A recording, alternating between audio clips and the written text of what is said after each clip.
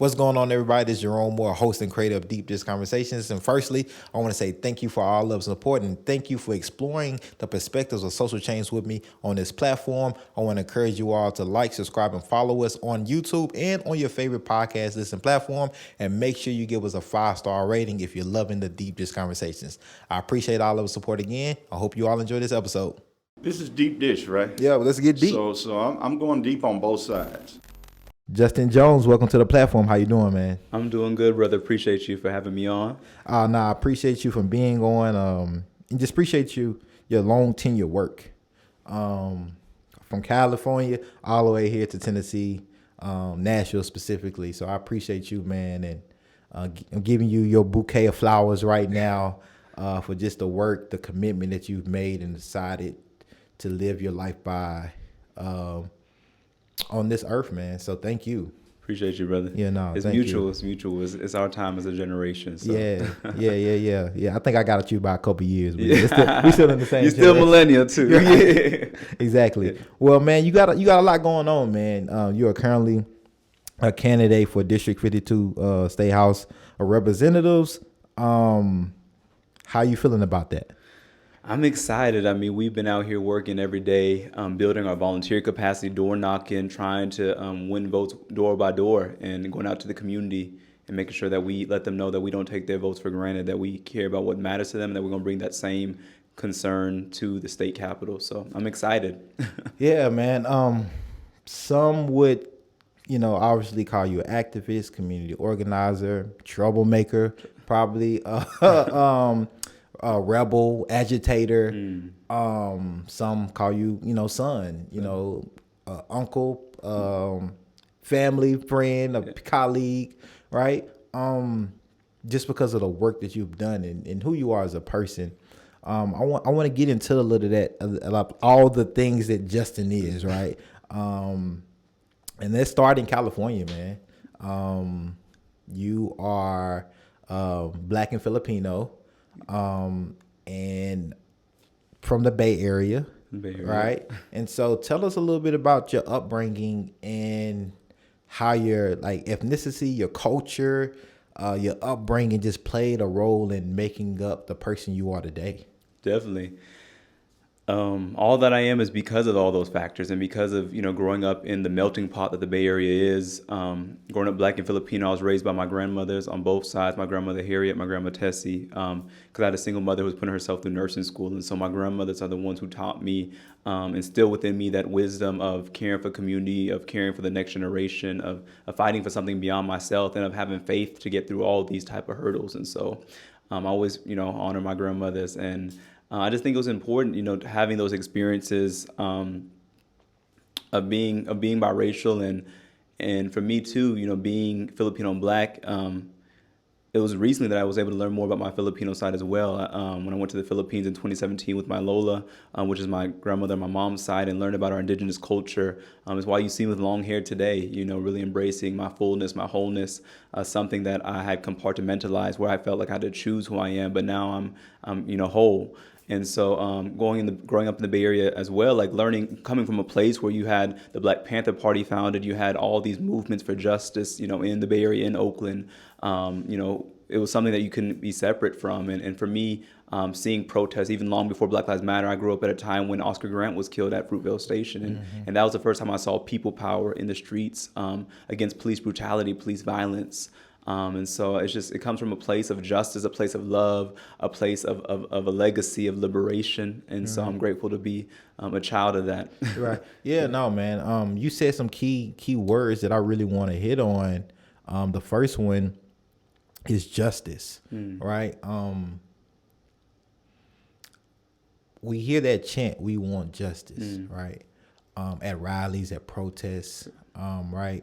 However, a lot of us don't stop to think about what that word justice means to us personally. I think we a lot of times assume because we are a collective body rallying around a specific issue that justice means the same to all of us, right?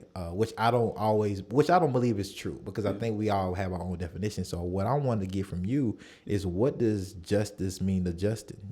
Yeah. How would you define justice for yourself? I think to define justice, I got to talk about my first experience of injustice, and that was going through elementary school and seeing that as a black boy, when I would speak up in school, I would be told that I'm disruptive or insubordinate. But when I would see white children speak up, you would hear that they're inquisitive and articulate. And so having my voice silenced was the first injustice I experienced growing up in a place where you have the school to prison pipeline and where we had police officers in our schools. And so for me, justice is about dignity. Justice is about making sure that people feel like they are treated with dignity and that they have a voice in what's going on around them. I think justice, as Cornel West says, is what love looks like in public. I think it is something that's whole. I think it's something that is about opportunity, where we have an opportunity to not just survive, but to thrive, to flourish, to be authentic. And so for me, justice is really about a place in which we all have an equal seat at the table, and that we feel like we are welcome at that table. That is the ultimate goal of justice for me, of what I want to see in this community every day. Another word you brought up is power, right? We hear people power. We hear community power building. Power can be looked at as something really good or something really bad, depending who has that power, right? If elected, right, you would have a new kind of power for a community, specifically for District 52. What does power mean to you? And how do you intend to use the new power that you will possibly have as state representative for District 52? Yeah. I think one thing these past 10 years of organizing here in Nashville have taught me is that we have power, and that we just don't flex that power. If we, our power is why they're trying to suppress our vote, because they see power in that. Our power is why they're trying to destroy, our businesses, black businesses, because we have power there. And so power is about the opportunity and the, ability to determine our destiny. And so looking at this new political power, what I hope we can leverage it for is to do the same exact things we've been fighting for. I keep telling people that I've spent 10 years begging them to change on the Hill. I've been arrested, 18 times. They're trying to beg them to change. And this new power would say, we're not waiting on you to change anymore. We're changing who's in those seats. That is our power now. And so we're seizing that power. We're saying that if you don't move on, we're going to move on over you, because we cannot wait anymore. We're facing an urgent situation. We're facing a time where we're not going to have another choice. And so it really is about people power for me too, as I say, though, because this seat is not just for Justin. Right. I think too many elected officials get in office and they forget, that they are not kings or queens. They are, servants of the people. And so for me, it's going to be bringing that power that's in that building outside to the community, making sure that people can get into the Capitol, making sure that people can be in these committee rooms and have their voices heard. It's about leveraging those positions to make sure that the people have that empowerment to speak truth to power, and to do it in a way that may be uncomfortable, but that is necessary and that is required in this time. And so I hope that people power, again, it's talking about culture, like it's something that happened in the Philippines when they overturned a dictator. It's something that we saw here, and with the black struggle for justice during the civil rights movement. Not waiting on the politicians to determine, we'll desegregate, but saying we're going to sit at these lunch counters now and flex our power and say we are already going to be, defiant of Jim Crow, whether you like it or not, Mayor Ben West. We're going to defy the law because we have a power that even you can't stop. You brought up another word that I must hit on. Yeah. Urgency, right? And we'll dive in this too a lot bit more, I would say, actually. There's a mass shooters crisis. Yeah. There's a housing crisis. Yeah. There's an anti-blackness crisis. That's it. Yep. There's a white supremacy crisis. Yeah. There's an educational crisis. There's a poverty crisis. There's a hunger crisis.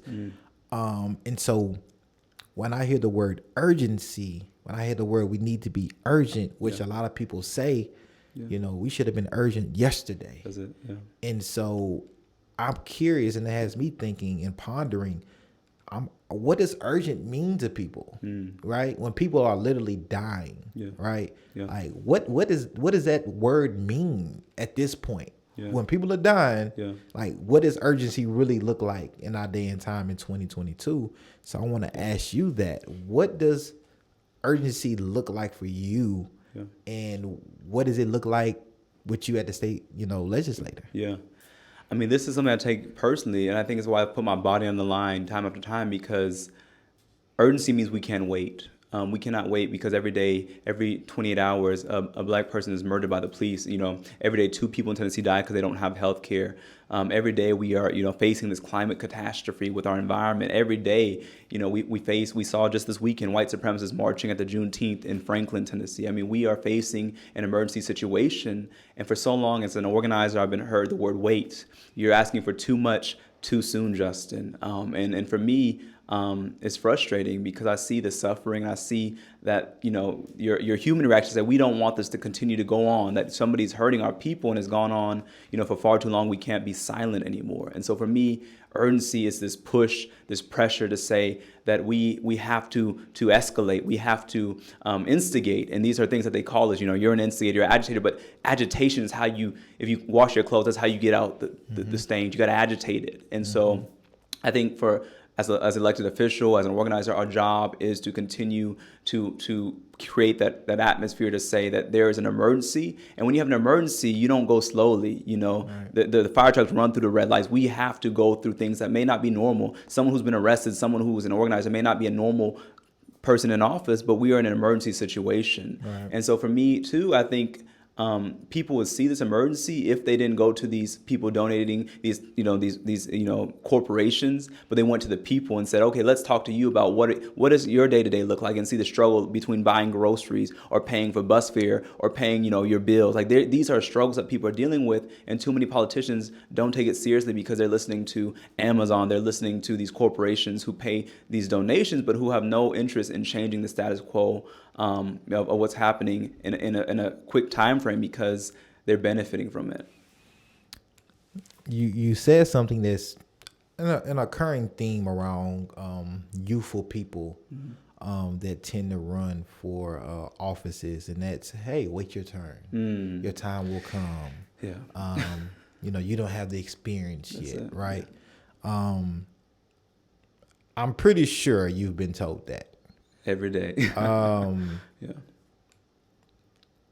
How have you navigated that rhetoric, and how have you responded to it at this point?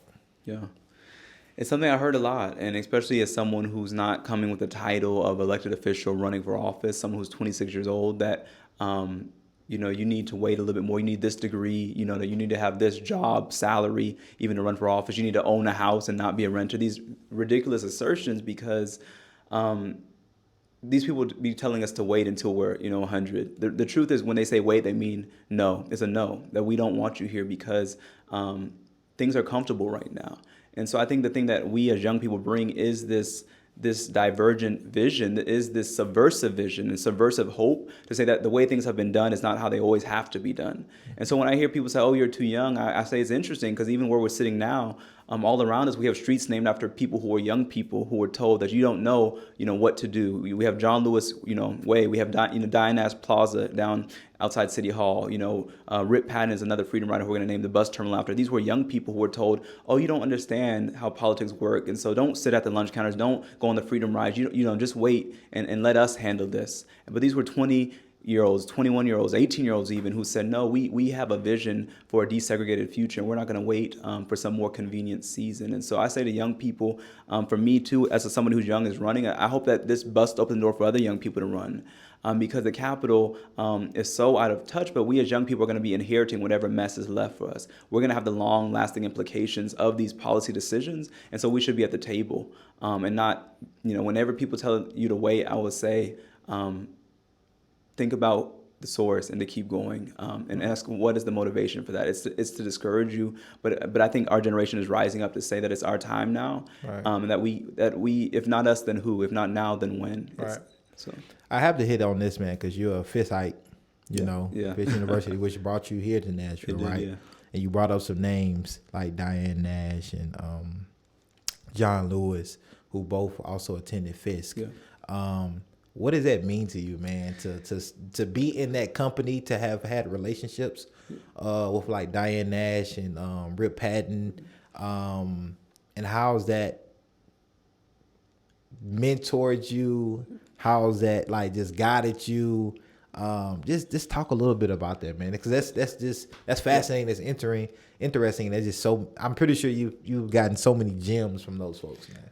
So much wisdom, and I think it's a blessing that we have Ms. Nash still with us, and just this time last year I was going down to Montgomery with Dr. Patton, who passed away in August of last year. But it is such a blessing to have these elders with us because so often when we learn about the civil rights movement, we try and make it beyond human almost. So you make Dr. King and Rosa Parks, we make them these figures who are out of reach, out of touch for us. But by talking to these elders, I've learned that they were people just like us. They were young people who had struggles, who had anxieties about these things, but who walked toward that fear and did things that others said were not possible. I'm so blessed, particularly to know Ms. Nash. She's been a dear elder, mentor, sage, confidant, therapist, even as I've struggled with things. And she's someone who was unique in her time. She was a young woman who led the civil rights movement at a time of patriarchy, at a time of paternalism, and yet she had that courage to take on the Bull Connors of the world and to take on even some folks in the movement and say that this is our vision and that it's about the people. And so one of the greatest things that Ms. Nash taught me was in 2020, and that's when the granite marker at the old courthouse was destroyed, and everyone was talking about, oh, this monument honoring Ms. Nash confronting Mayor Ben West was destroyed. So I called Ms. Nash. I said, everyone in the city is talking about this marker, and now they want to name the plaza after you, or name the street after you. She said, Justin, I'd rather if you all would name a movement in my honor than a monument. And I think that's so important because we have so many monuments that we love to talk about the civil rights movement, and yet we forget to continue the movement. We talk about it like it's over, and yet even though the lunch counters here, even where the studio is, are desegregated, how many of our people cannot afford to eat at the lunch counters? Right. How many people are struggling to pay their bills? And when we get on the bus station across the street, like we still have the second part of the civil rights movement that Dr. King was assassinated for, which was economic justice, right. That we rarely talk about. And I think that's intentional. And even more so now in Tennessee, we're trying to make it illegal to talk about these things and make it unlawful by passing laws to ban history because they're so fearful of us knowing our history. And so I would say whether it's these civil rights elders or your own grandparents and elders in your home, these stories are something that we have to keep and capture because they're sacred stories. Right. And so we have to continue that legacy. I want to kind of pivot back to you, to Justin, your experience, your age, your youthfulness. I want to go to your look, right? One would say you don't look like the typical person that's running for office, right? You're not walking around with a 2-piece, 3-piece suit. You don't have a a short cut, whatever, or anything like that. You are you, right? You are you, which I appreciate. I'm pretty sure many others appreciate, but many people go into these roles and conform, assimilate to what they believe they must look like in order to be successful, and to get the votes, and to relate to the people or have the people relate to them. Yeah. Why have you chosen to continue down that path, and have you gotten any pushback by staying genuinely you?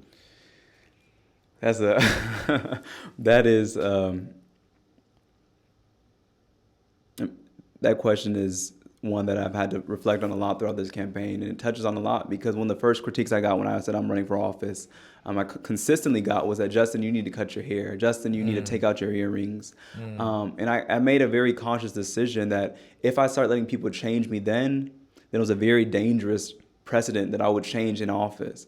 And so it's been important to be me, to be, people said, tone it down, Justin. You're not an organizer, activist anymore. You're running for office. But the reason I'm running for office is because of those experiences as an organizer. So why would I change? Why would I change what I've been fighting for? Why would I change how I talk? Tone it down, Justin. Don't rock the boat. I just had a donor email me last night and condemning me, saying that I'm not someone who can get along with the Republican supermajority, and that I need to to think about how I talk about about white supremacy and even things like that. And I just found it interesting that people think that they can change you. And so I told him he can keep his donation because I'm not going to change what we're fighting for.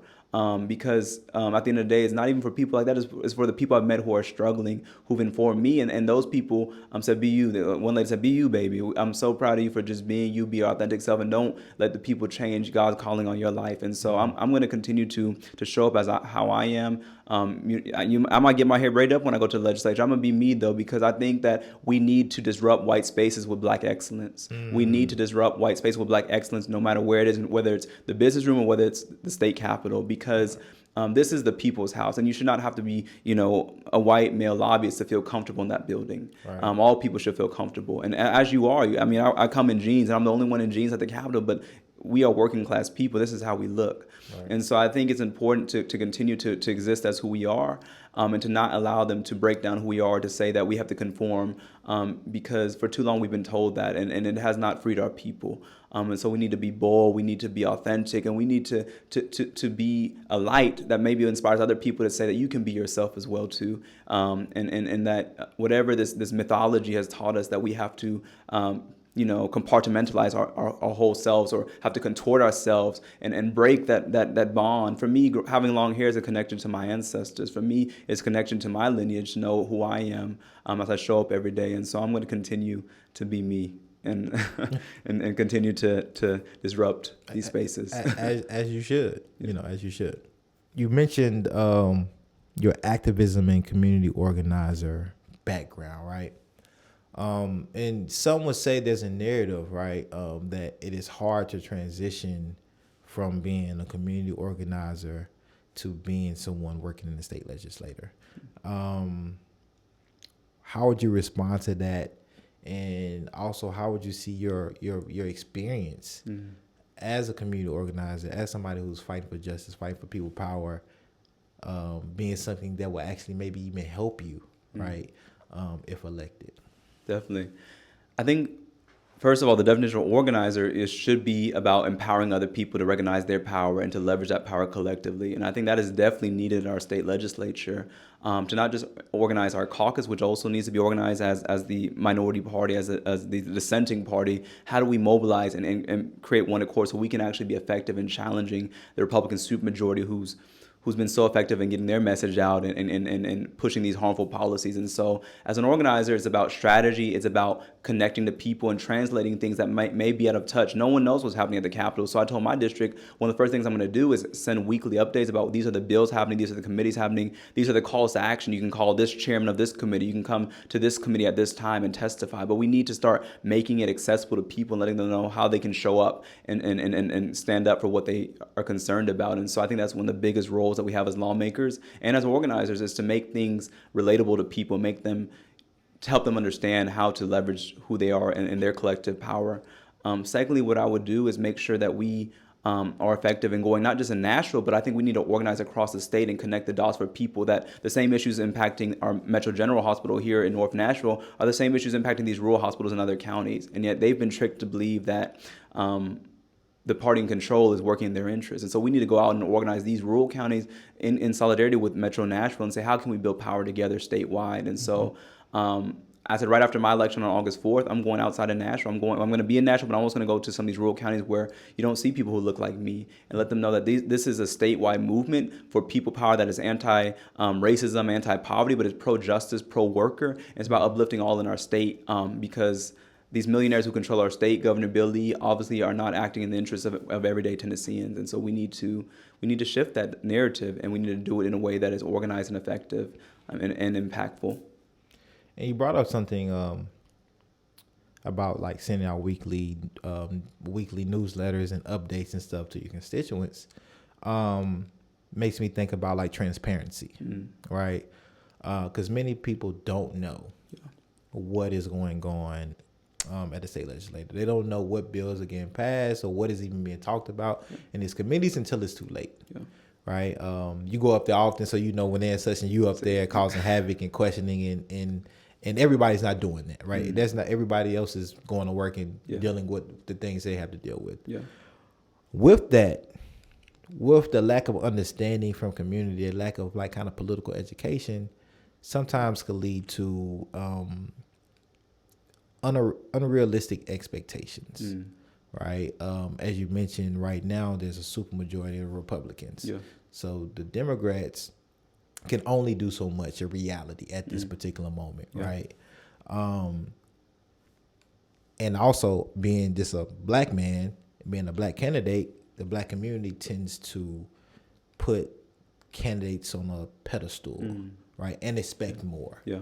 And sometimes due to lack of understanding, their expectations are too high, right, because they just don't know the power that you actually have and what's actually going on. Yeah.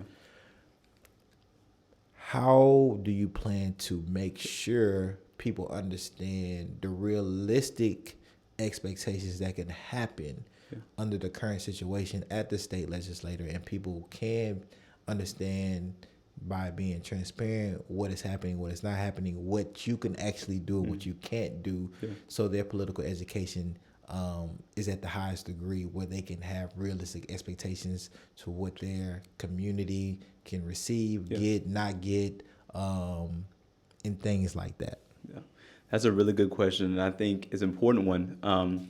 Because first of all, I'll say is that I'm running to be one member out of 99 in the House.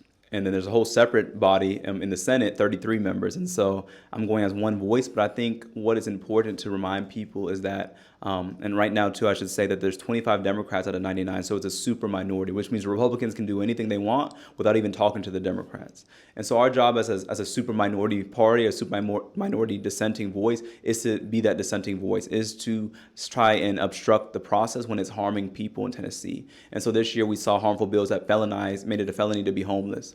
We should have put up every roadblock we had. We should have, used every legislative tool we had to stop that bill. And then if that didn't work, go to direct action. We should have sat on the floor. We should have walked out. We should, this is what we should do with the platform that we have.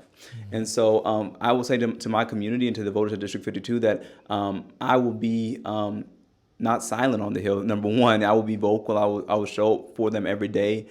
District 52 is the most diverse district, and I will bring that with me every time I enter those into those doors. But what we can do is we can question what's happening. We have the right to ask these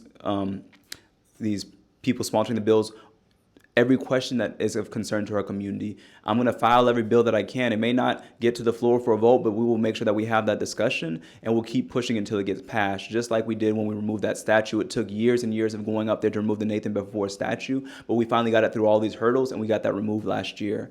And so I think the role really of us is to be a speed bump, is to make it uncomfortable for them to pass bad bills, is to make it to shine the light of truth on what's happening there every day. Because I think the greatest gap is knowledge of what's going on day by day. A lot of people don't realize how these lobbyists control Capitol Hill. They don't understand that it's not even these lawmakers, who are controlling things, but it's these lobbyists who are putting their special interests and who are pushing this legislation through groups like ALEC, which is the American Legislative Exchange Council, or Americans for Prosperity, are creating this cookie cutter legislation, which is why you see it pop up in Tennessee and then Georgia and Alabama, the same exact bill, but people are coming from national groups putting these harmful bills at the state level, and then when it's passed at the state level, they bring it to the national level. These are the laboratories where they come and use in practice to see, let's pass stand your ground, let's pass this law to take money from public education. They do it in these super red states like Tennessee. And so if we can stop it here, if we can put a spotlight here, it will have national implications. Right. And so it's so important for us to do that.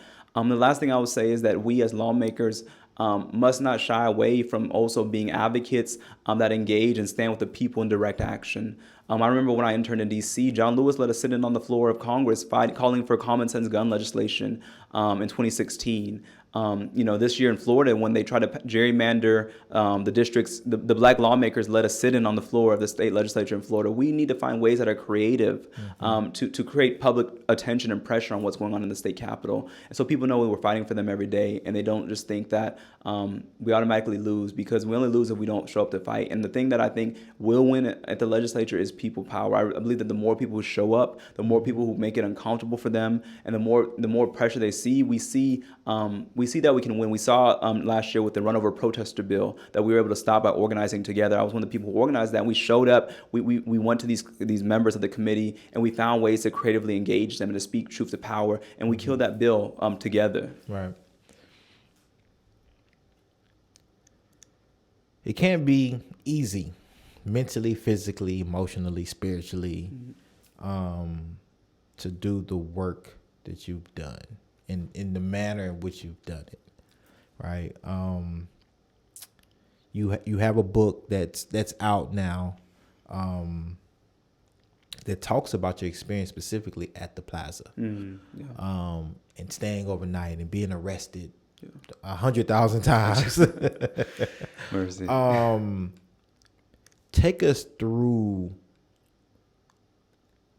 standing your ground in something like that and really being rooted in it, and seeing it through, right? And how do you process that, and who do you lean on, right? To handle things like that in all of those facets that I named: mentally, physically, emotionally, and spiritually. Yeah. That's something I talk about very transparently in my book, and some may say too transparently.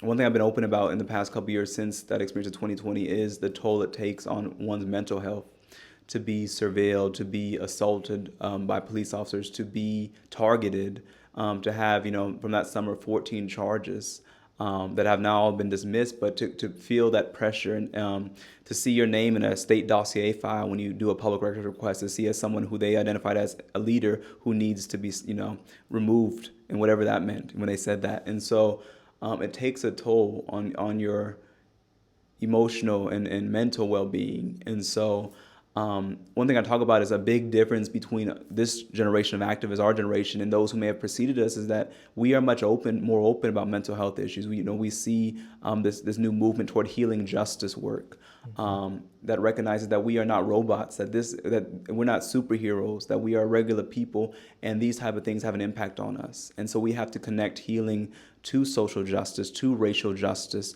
to resistance. And so I think that's been a big thing for me, and something that I've really been big at talking about now recently. But the other thing I would say too is that the thing that sustains me, and that I think is so important to acknowledge, is that we do not do this work in silos, that there are no saviors in this work. And that even if you may see me standing up there and speaking, that I may stand as one person, I may come as one person, but I'm standing with 10,000 people, all those who I lean on, these elders, people like Miss Corinne and Miss Jane and Miss Danita, people like my grandmothers, people like my friends and colleagues who I talk to, knowing that each of us have to hold each other up, because the forces that we're up against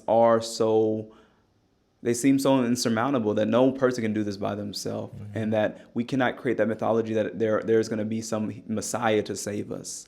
Right. It's going to be all of us. We are going to have to be a prophetic voice together. And it's also for safety, because if you act like you can do something alone, all they have to do is take you out, and then that's over. And so what I've always talked about is that we have to create spaces, that this work is like a circle. We need circles of healing to discuss collectively. Decision making, it should be a circle. Healing, it should be a circle. We should process things in a circle of community, and that we need to do that continuously. And even in this campaign, it's been a cohort, a coalition of folks who I've leaned on to even know how to navigate these landmines of politics that I may have not seen as someone coming from the outside, as not a career politician, to have that wisdom to know where and how to do things. And I may do it my own way in some ways to try and do it differently, but at least we know, looking backward in order to move forward. Right. And we all have blind spots, right? And we all growing and learning. But I want to ask you this kind of direct question, man. Yeah. Do you feel safe here in Nashville? Do I feel safe in Nashville? I think I can answer that in a political way and say that, as a black man, where are we safe? But in a more personal way, I could say, as someone who's received death threats, and as someone who's received, letters from these Sons of Confederates when we were trying to remove that statue, and someone who has seen this, is that there was a time I did not feel safe. But I'm at a point now where I've remembered that I'm connected to a community of people who remind me that we have folks looking out for us, and so that some of that fear has subsided, and so I feel like I'm not going to be reckless. I'm not going to just walk out here and just walk toward that white supremacist rally in Franklin, or walk toward, if I see Tommy Lauren here in Tennessee. But or these other white supremacists, but I do say that number one, my faith sustains me, and number two, community sustains me, and so that those are the buffers I lean on, and that I think in all things, whether you're an organizer, whether you're someone running for office with a subversive message, you have to be smart and strategic, and you should not put yourself in unsafe situations. But you should not let fear dictate, Right. who you are and what you say. And so, it's a very I'm trying to answer directly. Because I also want to look and say to those who send those threats is that you may send those threats and you may send, these things to try and make me feel afraid or to make us feel afraid as a movement, but we keep showing up. We will keep showing up because what's greater than that fear is the love that I have for my children who are coming to this world. And it's that love to say that I want them to live in a better future. So nothing that they can do to us can stop that love and that vision, to say that I want a better future for those who are coming, for generations yet unborn. Yeah, man. We just as being black men, we always got to be cautious, right? Yeah. And that's why I say, personally, people like to use the word like safe space. I say more brave space. Brave, that's it. Yeah. We had to. It ain't safe out here. It ain't never been safe. But that's why we're brave. We had to be courageous to do this work and speak truth to power and call it out. I mean, when I see those red and blue lights, I get, like anybody, I get anxiety. Yeah. I got pulled over in Dixon, Tennessee. I was, and had that and didn't know how to react. But I said, I'm not going to let that fear dictate my life. But you're right. No matter where we go, when I go to the Capitol, I see some of the same troopers who brutalized us, who threatened us. Every day I walk into that building. And it's crazy because I'm going to be I'm applying to work in a building where I will see these people every day. The same white supremacist Speaker of the House, Cameron Sexton, who has made personal comments and has strategized ways to target me. I'll be working with him as a colleague. And so I'm going to a place that is not a safe place, but that we're going to make into a brave space, as you said, brother. So there's a lot of issues that we could talk about, right? Whether it's the mass shootings that have occurred, more specifically in Buffalo and in Texas, and send my condolences to all the families that was affected in those shootings. We could talk about the anti-blackness. We can talk about racist policy, discriminatory policy, structural discriminatory policy. We can talk about housing, crises. We can talk about a lot of issues, but I want to give you the time and space to really touch on the key issues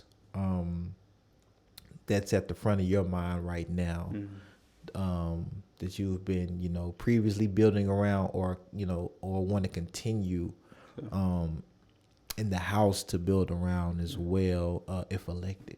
Definitely. So many issues, as you said, and the mass shootings that have been happening are something that we know we're not in a normal time, that this keeps happening. And what has changed? We're going to wait till the next mass shooting, and then we'll do the cycle again of vigils and press conferences, and then it'll happen again. And it's just frustrating because those two shootings in particular have been on my heart because they targeted our elders, in the grocery store. You talk about where are we safe? Not even in the grocery store, grandmothers shopping for Sunday groceries murdered by white supremacists, and then children 10 years old in school, getting ready for summer vacation, massacred. And the police in that case, I want to say too, did nothing, waited outside while these children feared for their lives, and their parents pleaded with them to do something. And so there's so many issues, with gun violence, these AR-15s, but I think it's not just a gun issue, it's a white supremacy issue. We look at who's doing these mass shootings, who did the mass shooting right here in Nashville and Antioch in my district, a young white man. And we look at who did the shooting in Charleston at the church, a young white man. So we have to connect it to white supremacy. And also looking at the issue of again, the solution that I've been hearing to this is the most crazy one, is because it's an issue that I think is another parallel issue, which is the governor saying we need more police officers in schools.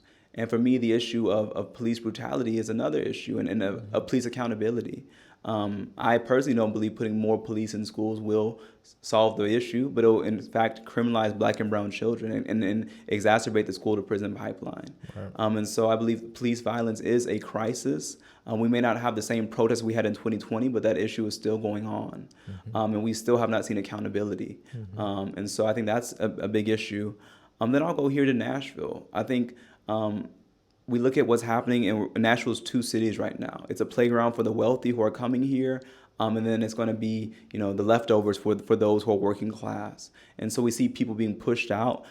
District 52 is again, one of the most diverse districts in the state, but it's also a working class district. Our hotel workers, our bus drivers, our teachers, this is where they live. And people are being pushed out to the outskirts. And so we look at this crisis of gentrification. We look at this crisis of poverty wages. Tennessee is one of the only states that doesn't have a minimum wage. So we have $7.25, which is the federal minimum wage. And yet the cost of living in Nashville is going up every day, I would say. It is an emergency, to go back to what we said in the beginning. And yet we're not talking about it like it's an emergency. Right. And then today, is it 102 degree, however hot it is outside? And yet we don't want to talk about the issue of the climate crisis that's going on.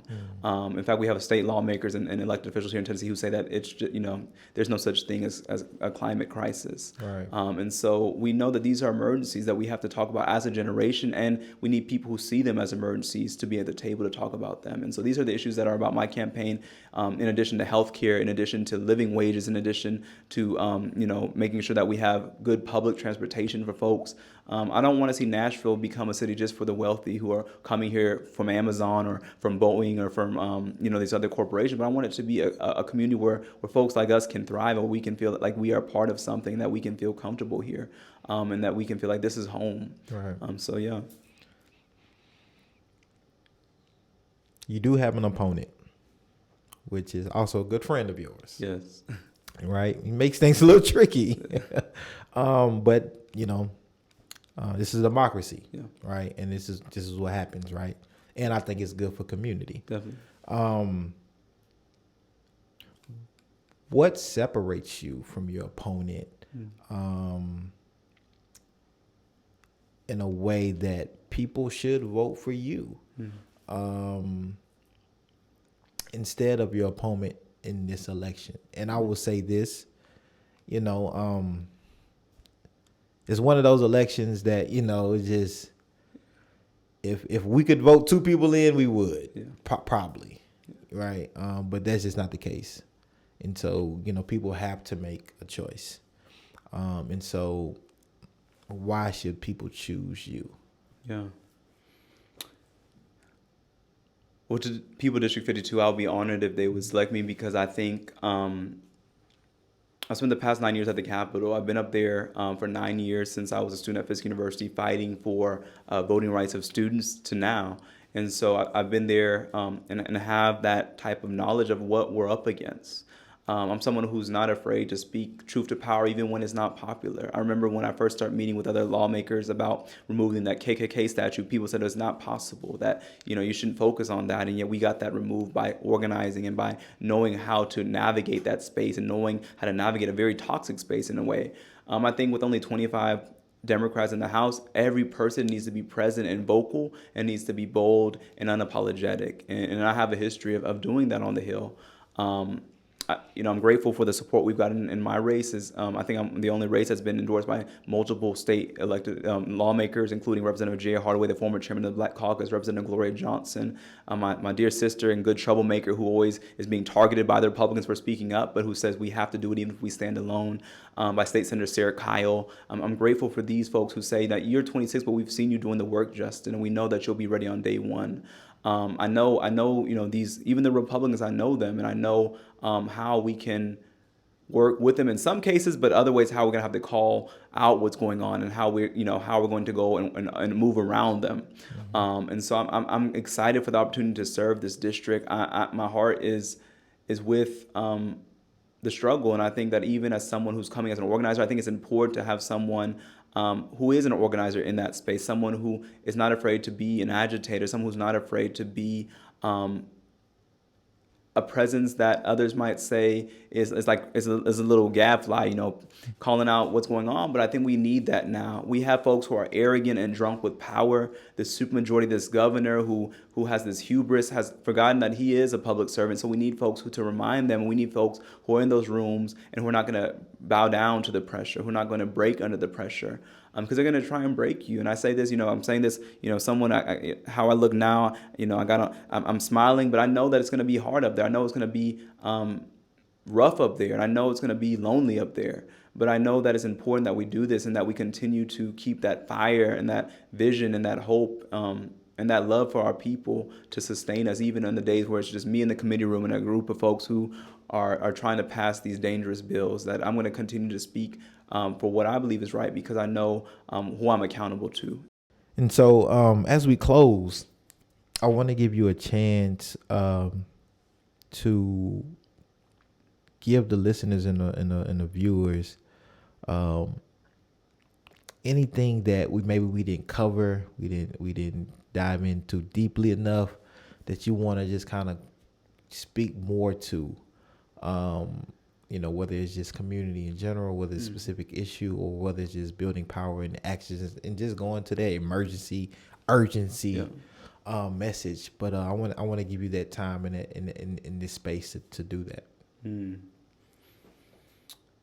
I think one of the greatest things I've seen, even in this journey of campaigning, is it's given more confirmation that people are ready for something different. As I've traveled around, we door knocked every day. We're door knocking, going to community meetings. There is this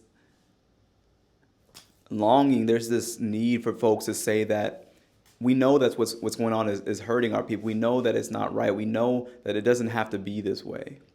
And so I just hope that collectively we continue to model that. And no matter what happens on August 4th, I'll continue to be at that Capitol, because I know that this is an important space for our people to be and to have advocates. And so as I'm going around, what I'm taking with me are stories of people. I'm taking stories of people, mother whose son, was murdered in the Waffle House shooting. Ms. Shondell Brooks and her story, and hearing that testimony. I'm talking the story of people in my district who are refugees, and hearing how they're struggling in the metro school system without having interpreters, without having people who care about their interests or marginalizing their faith. I'm taking the stories of the hotel workers who are struggling to pay their bills and who say that because they're undocumented, they're being treated as with no dignity. These are stories that are really defining this campaign for me and this movement and giving me perspective. I think it's been a beautiful experience to be able to even more so than I had seen, because it's so intensive and so so under pressure to make sure we're door knocking, just the number of people we're talking to and the stories that we're hearing, and even folks who I thought may have said, oh, you're 26, they're saying that no, we believe it's time for a new generation of voices. Because it's your time now. We had our turn. It's your guys' turn, and so I'm grateful for some of those folks who've come out, even come to work with us, and who are coming to use their positions to push for us. People like Vivian Wilhoit, the assessor of property. People like Karen Johnson, the Register of Deeds. People like Councilmember Zulfas. It is really a coalition of folks. I'm so grateful and honored to know them, and I don't take it lightly. I come on the show, and I just remember that there is something sacred being given, and there's a lot of trust, and I really do not want to let anyone down. And so that's a lot of pressure, because people are praying for me. They're people are saying, we're going to work for you and put our name out. And I know that there's risk to doing that, because they too will be targeted. And so I just see that, and I honor that, and I think about that every morning I wake up. And you see these baggage under my eyes, so I'm not sleeping. I'm thinking about this, and I'm thinking about these people, and I just really hold that in my heart, and will continue to hold that in all that I do as a state representative for District 52. I want to ask you one more question before we really close, and that's challenges. Right? What do you see being kind of your biggest obstacles or challenges potentially entering to this new role at the House for District 52?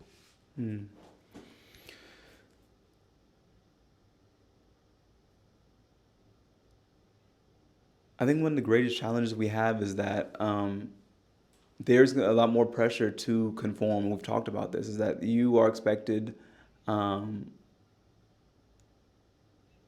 look like them, talk to look like like them, them. but also to change. Yeah. And when you're inside and when you are a member, there's going to be that pressure. And so I suppose it's so important to connect yourself with others. Again, I want to lift up Representative Gloria Johnson. She's the only member who voted against the Speaker of any party to vote against the House Speaker. And for that, she was kicked off of the Education Committee. Her office space was taken away from her, but she remained true to herself. She is a model for me, and I really honor her. From Knoxville. And we talk frequently, but I just think, and I said, even if it's just you and me, Gloria, we're going to have the Good Trouble Caucus together. We'll get kicked out together, because we have to do this together. And so, as I see the challenges, I just, how do we be in a place that is a place of violence? I don't say that lightly either, and I want to mark that the Capitol is a site of violence. Every day it's violent to take away people's health care. It's violent to keep people in poverty. It's violent to give more funding to THP and for them to surveil our communities and to get militarized equipment. It's violent to make it easier to get guns than it is to vote. It's violent to continue to steal people's wages. Like, this is violence. And so we're entering into a space of violence. And so you have to go in there prayerful. You have to go in there with something protecting your own spirit. Even as a candidate right now, I said, I'll do any work it takes to win, but I'm not going to lose my soul. I want to remain true to who I am. I want to maintain my spirit, my joy, my light, my hope. I don't want to lose that. Because I think if we lose that and you win an election, you've lost. Right. And so I think it's maintaining that light, maintaining that vision, maintaining authenticity, and not letting them to take that away from you, no matter what they offer, no matter what they try and bribe you with, because they'll do that. They'll say, you can be on this committee, you can come to the governor's house for dinner. You can keep that, because I'm not here to make friends. I'm here to make change for my district and for my people.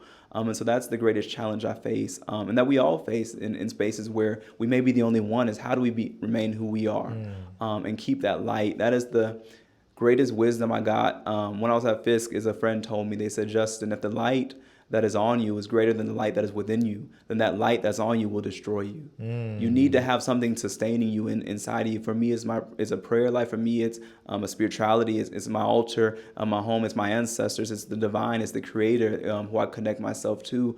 And it is community. It is all these loved ones who I talk to, and these elders who I know that I would not be here in this chair if it wasn't for their prayers and their wisdom.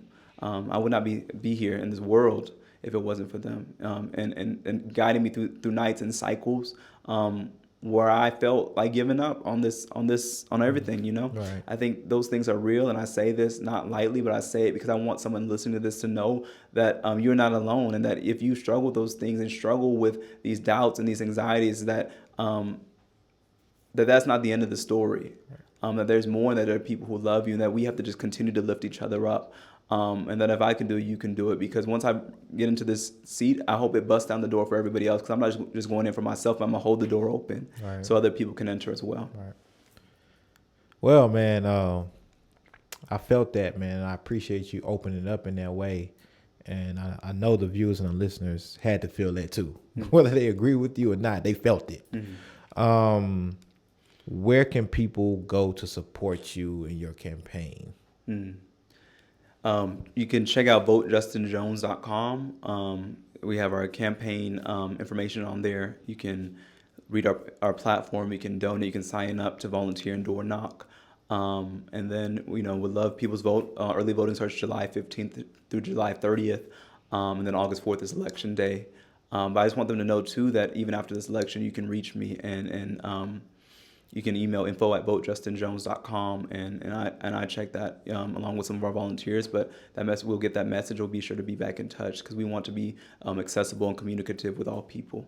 So, Justin, man, I appreciate your time. I appreciate your availability, taking a pause on the campaign, not knocking on doors to come and sit with me, man, and give community a door open to you in this conversation, and where your mind is, where your thought is, where your heart is, where your soul is, and just who you are, man. So I appreciate you being genuine, being authentic, and being available, man, to talk to me. So thank you, man, and I appreciate this. Appreciate you, brother, and thank you for you creating this platform and for your vision and wisdom and to do this and to tell stories that need to be told. So grateful for you, brother. Nah, man, thank you, man. Again, I'm giving your whole bouquet of flowers right there, because we got, especially as a black man, we got to give them to each other while we can still smell them. So, man, thank you, and good luck on the campaign, man, and everything. And regardless what happens, we got to have you back. Appreciate it, brother. Thank you.